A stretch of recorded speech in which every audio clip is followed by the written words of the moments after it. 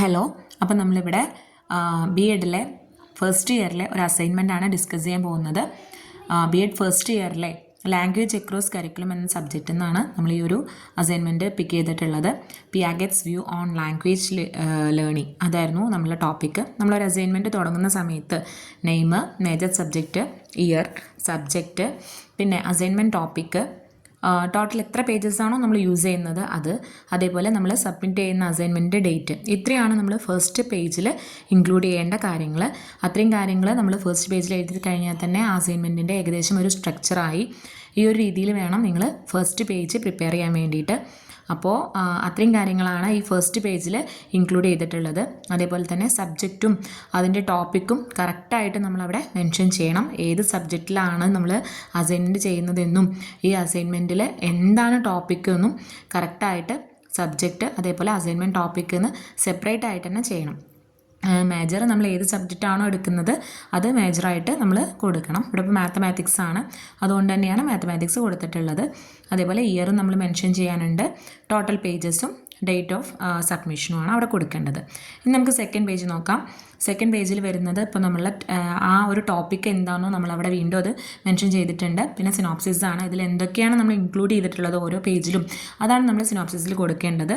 പിന്നെ വരുന്നത് ഇൻട്രൊഡക്ഷൻ ആണ്. ഇപ്പോൾ സിനോപ്സിസിൽ വരുന്നത് ഇൻട്രൊഡക്ഷൻ, പിന്നെ അതേപോലെ പിയാഗറ്റ്സിൻ്റെ cognitive development stages, 2 types of organization, അങ്ങനെ ഉള്ളതൊക്കെയാണ് നമ്മളതിൽ ഇൻക്ലൂഡ് ചെയ്തിട്ടുള്ളത്.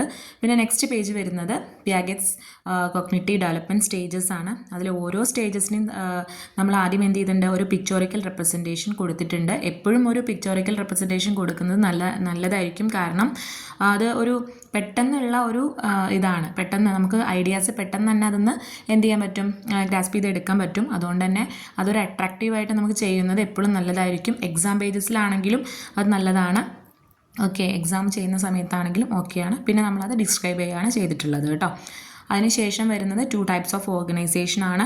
2 types of organizationൻ്റെ ഒരു ബ്രീഫായിട്ട് എന്താണ് സംഭവം എന്ന് മാത്രമേ നമ്മൾ കൊടുത്തിട്ടുള്ളൂ.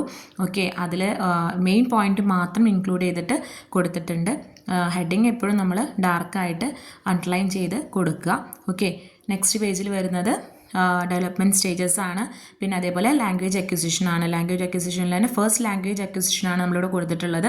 ഓക്കെ, ഡെവലപ്മെൻറ്റിൻ്റെ ഓരോരോ സ്റ്റേജസ് കൊടുത്തിട്ടുണ്ട്. അതിനുശേഷം ലാംഗ്വേജ് അക്വിസിഷനും കൊടുത്തിട്ടുണ്ട്.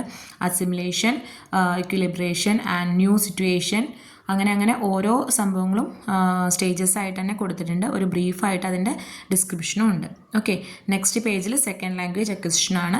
പിന്നെ കൺക്ലൂഷൻ, നമുക്ക് ഒരുപാട് ഇയേഴ്സിൻ്റെ ഒബ്സർവേഷൻ, നമ്മൾ അതായത് ഒരുപാട് ബുക്കൊക്കെ റെഫർ ചെയ്തിട്ടാവും നമ്മളിത് ചെയ്തിട്ടുണ്ടാവുക. അപ്പോൾ ഇതൊന്ന് എത്തിയ ഒരു കൺക്ലൂഷൻ, ആ കൺക്ലൂഷനും റെഫറൻസ്, നമ്മൾ എവിടെ നിന്നാണ് ഡാറ്റാസ് കളക്ട് ചെയ്തത് എന്നുള്ളതിൻ്റെ റെഫറൻസുമാണ്. അപ്പോൾ ഒരു ബ്രീഫായിട്ടുള്ള ഒരു അസൈൻമെൻറ്റ് സ്ട്രക്ചറാണിത്. അപ്പോൾ എല്ലാവർക്കും ഇഷ്ടപ്പെട്ടു എന്ന് തോന്നുന്നു.